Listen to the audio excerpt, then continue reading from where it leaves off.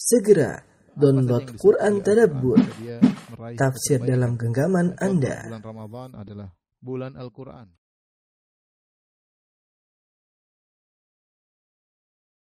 Alhamdulillah nahmaduhu wa nasta'inuhu wa nastahdihi wa natubu ilayhi wa na'udzu billahi min shururi anfusina wa min sayyiati a'malina may yahdihillahu fala mudilla lahu wa may yudlil fala hadiya lahu. Asyhadu an la ilaha illallah wahdahu la syarika lah wa asyhadu anna Muhammadan 'abduhu wa rasuluhu la nabiyya ba'dah. Ya ayyuhalladzina amanu taqullaha haqqa tuqatih wa la tamutunna illa wa antum muslimun. Fa inna asdaqal hadithi kitabullah wa khairal huda huda Muhammadin sallallahu alaihi wasallam. Syarrul umuri muhdatsatuha wa kullu muhdatsatin bid'ah wa kullu bid'atin dhalalah wa kullu dhalalatin finnar. Ma'asyiral muslimin, usikum wa nafsi bi taqwallah faqad fazal muttaqun. Sungguhnya Allah Subhanahu wa taala menjadikan kehidupan di atas muka bumi ini terkontaminasi dengan hal-hal yang tidak menyenangkan para hamba. Tidak ada seorang pun hidup di atas muka bumi ini dengan kehidupan yang mulus, tanpa kesedihan, tanpa kekhawatiran, tanpa ketakutan, tanpa kecemasan. Itu adalah hal yang merupakan kemustahilan. Karena Allah Subhanahu wa taala menjadikan dunia ini adalah darul bala, darul ibtila, tempat untuk menguji manusia sekalian. Allah Subhanahu wa taala berfirman, "Wa huwal ladzi khalaqas samawati wal arda fi sittati ayyamin wa kana 'arshuhu 'alal ma' liyabluwakum ayyukum ahsanu amala." Dan dialah Allah Subhanahu wa taala yang telah menciptakan langit dan bumi. Allah ciptakan langit dan bumi untuk apa? Liyabluwakum ayyukum ahsanu amala. Ini adalah semua sarana untuk menguji kalian mana di antara kalian amalan yang terbaik. Tabarakalladzi biyadihil mulku wa huwa ala kulli syai'in qadir. Alladzi khalaqal mauta wal hayata liyabluwakum ayyukum ahsanu amala. Dialah Allah Subhanahu wa taala yang menciptakan kematian, menciptakan kehidupan. Untuk apa? Liyabluwakum ayyukum ahsanu amala. Untuk menguji kalian mana di antara kalian terbaik amalannya. Maka Allah liyadharul mu'minina ala ma antum alaihi hatta yamizal khabitha min at-thayyib. Allah tidak akan biarkan kita begini saja. Allah ingin menguji agar Allah mengetahui mana yang baik dan mana yang buruk. Maka Allah liyadharul mu'minina ala ma antum alaihi. Allah tidak akan biarkan kalian begitu saja. Kalian sudah ngaku beriman, pasti diuji. Ahasiban nasu ayutraku ayyaqulu amanna wa hum la yuftanun. Apakah manusia menyangka mereka dibiarkan berkata kami telah beriman lantas mereka tidak diuji? Sungguh kita semua akan diuji. Oleh karenanya setiap kita pasti pernah diuji, bahkan ada yang sedang diuji, dan setiap kita akan menuju kepada ujian, perkara yang menyedihkan, perkara yang menakutkan, yang mengkhawatirkan, semua mengalaminya. Siapa yang ingin hidup tanpa ada itu semua, maka dia hanya mengharapkan kemustahilan. Dia hanya sedang bermimpi, dan itu tidak akan mungkin terjadi. Ma'asyiral muslimin yang dirahmati oleh Allah Subhanahu wa taala. Allah telah menegaskan hal ini dalam firman-Nya, "Laqad khalaqnal insana fi kabad." Sungguh kami telah menciptakan manusia dalam kepayahan, yukabidul hayat, menghadapi kesulitan hidup. Tidak ada yang selalu tertawa, tidak ada yang selalu tersenyum, tidak ada. Siapapun orangnya. Buat apa ini semua? Di antara hikmahnya agar kita sadar bahwasanya dunia ini akan kita tinggalkan. Kita merindukan suatu kesempurnaan. Kita merindukan suatu kehidupan yang tiada tangisan dalam kehidupan tersebut. Kita rindukan suatu negeri yang tidak ada kekhawatiran dalam kehidupan tersebut. Darussalam. Negeri yang penuh keselamatan. Itulah surga akhirat. Kata Allah Subhanahu wa taala, "Udkhulul jannata la khaufun 'alaikum wa la antum tahzanun." Masuklah kalian ke dalam surga tanpa ada kekhawatiran, tanpa ada kesedihan sama sekali. Karenanya ketika penghuni surga begitu masuk di surga, apa yang mereka berkata? Apa yang mereka katakan? Alhamdulillahilladzi adhaba 'annal hazan. Inna rabbana laghafurun syakur. Segala puji bagi Allah yang telah menghilangkan segala bentuk kesedihan dari kami. Semua kesedihan yang pernah dia lewati. Dari sejak lahir, masa remaja, kemudian bekerja, menikah, punya anak, sakit, sampai akhirnya menghadapi sakaratul maut, sampai akhirnya meninggal, sampai akhirnya masuk dalam alam barzah, kemudian dibangkitkan, kemudian dihisab, kemudian dimizan, kemudian disuruh lewat sirat. Semuanya penuh dengan kesedihan. Begitu dia menginjakkan kakinya di surga, dia berkata, Alhamdulillahilladzi adhaba 'annal hazan. Segala puji bagi Allah yang telah menghilangkan segala kesedihan dari kami. Ma'asyiral muslimin, tatkala kita sadar bahwasanya kehidupan dunia mengharuskan kita untuk diuji dengan hal-hal yang tidak kita sukai, maka bagaimana kita menghadapinya? Apa langkah-langkah atau kiat-kiat yang bisa kita lakukan agar kita bersabar tatkala diuji? Berikut ini beberapa perkara yang hendaknya kita lakukan ketika kita mendapat ujian. Yang pertama, ma'asyiral muslimin, hendaknya kita sadar bahwasanya semua orang diuji. Siapapun orangnya, kepala negara, pejabat, orang terkaya di dunia, orang tertampan di dunia, wanita tercantik di dunia, orang terpopuler di dunia. Semuanya diuji. Enggak ada yang tidak pernah menangis. Semuanya pasti pernah menangis.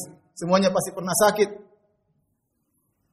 Kadang kita terpedaya melihat casingnya seakan-akan dia bahagia. Kita tidak tahu bahwasanya ujian yang dia hadapi, kesedihan yang dia pendam begitu dalam. Kadang kita terpedaya melihat seorang naik mobil yang mewah, kita menyangka dia tidak diuji. Padahal keluarganya diuji dengan ujian yang sangat berat. Tidak ada yang tidak diuji. Ada yang diuji dengan dirinya, ada yang diuji lewat anaknya yang nakal, bebal, menjengkelkan, ada yang diuji dengan istrinya yang ngomel melulu, ada yang diuji dengan mertuanya, ada yang diuji dengan bosnya, diuji dengan pegawainya, ada yang diuji dengan rakyatnya, ada yang diuji dengan pemerintahnya. Semua diuji, enggak ada yang tidak diuji. Tatkala kita tahu bahwa dunia ini memang ada ujian, ya sudah. Maka kita siapkan diri kita untuk menghadapi ujian tersebut. Orang yang Anda lihat mungkin sedang tertawa, sedang bergembira, mungkin dia sedang istirahat dari ujian. Ketahuilah, dia baru saja meninggalkan ujian yang sebelumnya, dia baru lewat. Dan dia akan menuju ujian berikutnya. Dan demikianlah kehidupan kita. Hari ini kita diuji dengan kesulitan ekonomi, mungkin besok diuji dengan masalah rumah tangga. Mungkin besoknya lagi diuji dengan masalah dengan tetangga. Mungkin besoknya lagi diuji dengan masalah dengan kerabat. Bahkan ketika kita sedang mencintai seorang dengan cinta yang sekuat-kuatnya, tiba-tiba Allah ambil orang tersebut. Ujian datang dari arah yang tidak kita duga. Maka seorang menyiapkan diri sehingga ketika dia diuji, dia tahu ini sudah ketentuan Allah Subhanahu wa taala. Sudah tercatat 50.000 tahun di Lauhil Mahfuz sebelum Allah menciptakan langit dan bumi. Dan sekarang terjadi. Ini yang pertama. Yang kedua, ketika kita diuji, hendaknya kita tahu bahwasanya ada orang-orang yang diuji lebih berat daripada kita. Lebih berat daripada kita. Betapapun berat ujian yang kita hadapi, kita cari pasti ada yang lebih berat. Dan lihatlah kepada mereka agar kita bisa lebih tegar. Ketahuilah di sana ada orang-orang yang berat, ujiannya sangat berat, jauh daripada apa yang kita rasakan. Jauh apa yang dari Allah berikan kepada kita. Ini akan meringankan beban ujian kita. Di antaranya yang membantu kita untuk bisa menghadapi ujian, kita yakin bahwasanya sabar adalah ibadah yang sangat agung.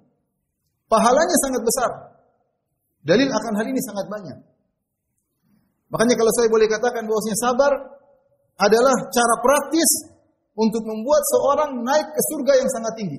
Cara praktis.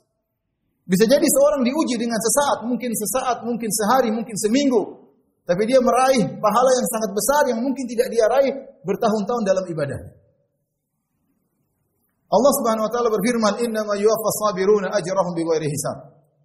Sungguhnya Allah memberi ganjaran kepada orang-orang yang bersabar tanpa hisab. Tidak terhingga, tidak terhitung, keluar dari kaidah siapa beramal 1 diberi ganjaran 10 kali atau 70 kali. Sabar tidak ada kelipatan tanpa hitungan dari Allah Subhanahu wa taala. Maka pahalanya sangat besar. Dalam satu hadis kata Rasulullah sallallahu alaihi wasallam, "Innal 'abda idza sabaqat lahu manzilatun 'inda Allah falam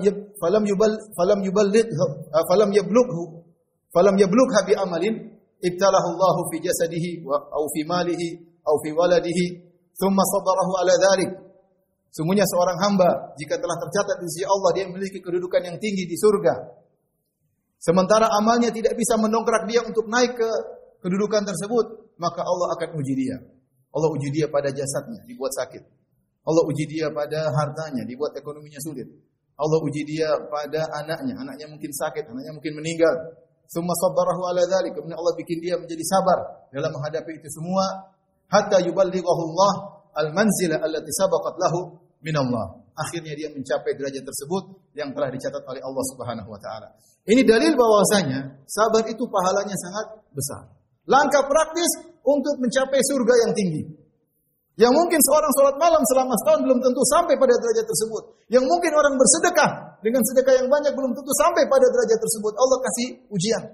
Anda bersabar, langsung grade cepat naik. Makanya orang-orang yang termulia, Allah uji mereka. Karena Allah suka mereka melakukan ibadah sabar. Asyadun nasi bala'an al-anbiya. Orang yang paling berat ujiannya adalah para nabi. Tsumma salihun, kemudian orang-orang saleh. Tsummal amsal fal amsal, kemudian selanjutnya dan selanjutnya. Yubtala rajulu ala qadri imani. Sesungguhnya seorang diuji berdasarkan kadar keimanannya. Makanya kalau kita baca sejarah Nabi sallallahu alaihi wasallam, dialah orang yang paling dicintai oleh Allah Subhanahu wa taala, dia yang paling banyak bersabar. Karena itulah ibadah yang teragung yang dilakukan oleh Nabi sallallahu alaihi wasallam. Lihat sejak kecil sudah yatim. Kemudian remaja mengembalakan kambing, hidup dalam kemiskinan, bantu pamannya.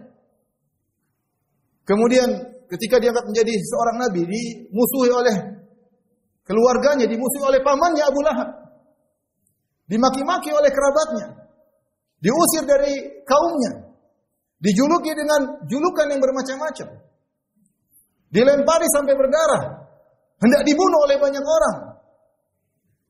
Dibuat sayembara, siapa yang bisa bunuh Muhammad dapat 100 ekor onta. Orang-orang berlomba ingin membunuhnya. Sallallahu alaihi wasallam. Anaknya 7, 6 orang meninggal dalam kehidupannya. Melakukan peperangan yang sangat banyak, ingin dibunuh, digempur oleh Persia, Romawi, Yahudi, munafikin. Banyak sekali ujian dihadapi oleh Nabi sallallahu alaihi wasallam. Kalau kita baca sirah Nabi, tidak ada satu tahapan sesi kehidupan Nabi kecuali diuji dan Nabi bersabar. Makanya saya bilang, sabar adalah ibadah yang sangat agung. Maka ketika Anda diuji, bersabarlah. Sungguhnya Anda sedang meraih ibadah yang sangat agung, meraih pahala yang sangat agung yang mungkin tidak bisa Anda raih dengan sedekah Anda, dengan infak Anda, dengan salat malam Anda, dengan puasa sunnah Anda. Sekarang Allah sedang berikan sarana untuk beribadah dengan sebaik-baiknya. Aku qouli hadza astaghfirullah li wa lakum wa lisa'iril muslimin min kulli dhanbin khati'ah fastaghfiruhu innahu huwal ghafurur rahim.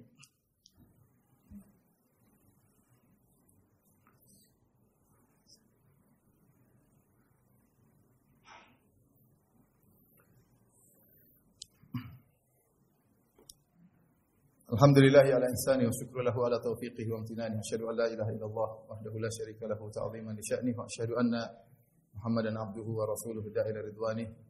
Allahumma salli alaihi wa ala alihi wa ashabihi wa ikhwani. Ma'asyiral muslimin, di antara hal yang membantu kita untuk bisa bersabar, ya, ketahuilah bahwasanya ya, ketika Anda sedang bersabar, hadirkanlah dalam hati Anda bahwasanya sabar itulah takwa di surga nanti. Itulah kenikmatan di surga. Kenikmatan di surga. Anda sekarang bersabar, sakit hati, pedih, marah Anda tahan. Ya. Sedih memberontak Anda tahan. Ingin rasanya berteriak Anda tahan. Itulah semua kebahagiaan. Nanti berubah jadi kebahagiaan. Tapi kalau Anda marah, tidak jadi kebahagiaan di akhirat. Kalau saya boleh katakan, kesabaran Anda itulah bidadari di surga. Dalam satu hadis kata Nabi sallallahu alaihi wasallam, ya, man kadzaba ghaidan wa huwa yaqdiru ala an yunafidhahu da'ahu Allah yaumil qiyamah hatta yukhayyirahu min ayil huri sya'a. Barang siapa yang meredam amarahnya, dia bersabar. Harusnya dia bisa lampiaskan amarahnya, dia bersabar. Padahal dia mampu untuk melampiaskannya, maka Allah akan panggil dia, da'ahullahu yaumal qiyamah ala ru'usil khalaik. Allah panggil dia di hadapan manusia yang banyak sampai Allah suruh dia pilih bidadari mana yang dia sukai. Sakit memang kalau kita sedang dizalimi. Sakit kalau kita kehilangan orang yang kita cintai. Sakit ketika kita dihina, dikatakan yang tidak-tidak. Sakit ketika kita direndahkan, tapi sabar. Ini semua akan jadi kenikmatan.